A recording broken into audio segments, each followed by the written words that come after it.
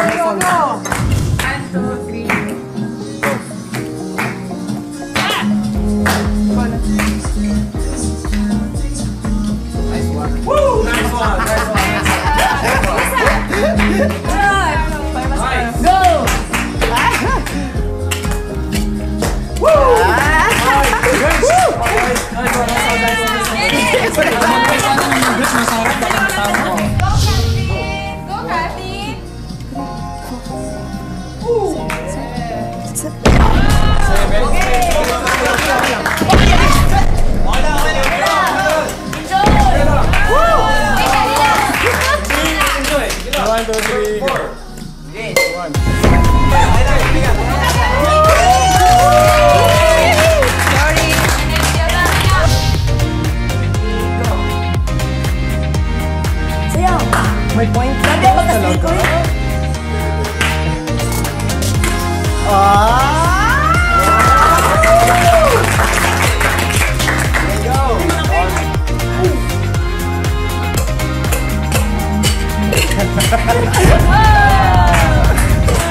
Go, go, go!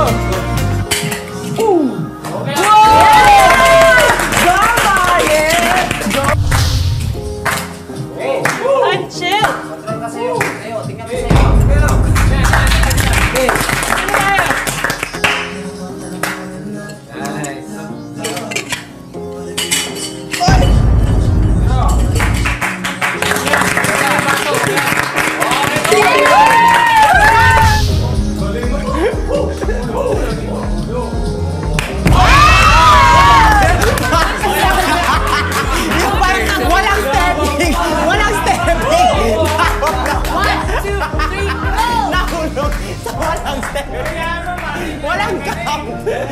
Nahulog! Yung ginanon lang, nahulog. Yeah!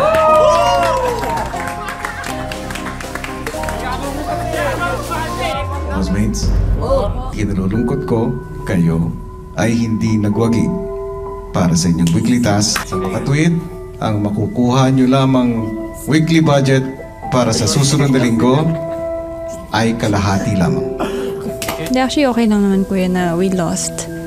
Pero parang, for me, Kuya, parang sayang lahat ng practice namin. Sobrang nakakahiya dahil ako po yung nauna na nakahulog ng bottle. And to think na parang madali po yung routine namin. Medyo naunahan po kasi ng nervyos.